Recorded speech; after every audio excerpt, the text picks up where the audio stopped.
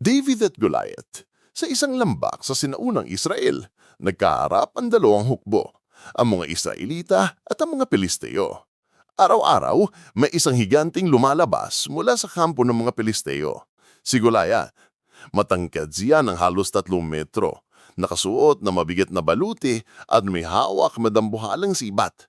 Araw-araw, sigaw niya, "Sino ang lalaban sa akin? Harapin ninyo ko at kung sino man ang manalo, siya ang magiging panaon ng buong hukbo." Ngunit araw-araw din, walang naglalakas loob. Natatakot ang lahat. Hanggang sa dumating isang pinata, si David, isang pastol ng alanlang ay mag-alaga ng tupa. Wala siyang espada, wala siyang waruti. Ang daliloy niya ay isang tirador at 5 mahikinis na bato. Nang marinig ni David ang pangungutya ng higante, sabi niya, "Bakit inaminahangyaang lapastan na rin ng higante itong Diyos na buhay? Ako ang lalaban sa kanya." Taktawaan ka rin Saul.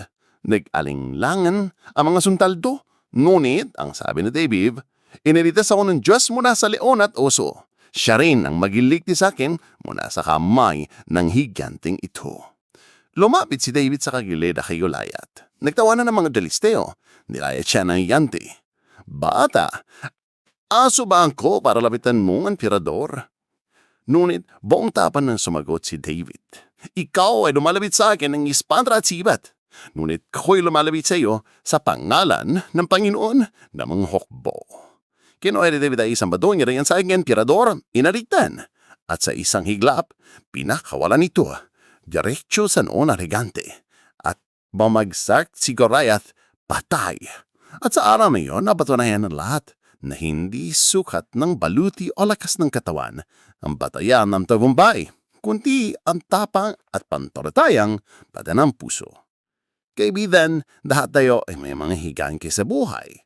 Takot, problema, sagirapan, pagmumutiyap. Minsan pakantam nating napakalaking dila at napakaliit nating. Pero tandaan mo, hindi ang laki ng laban ng hariya, kundi ang laki na iyong panampalataya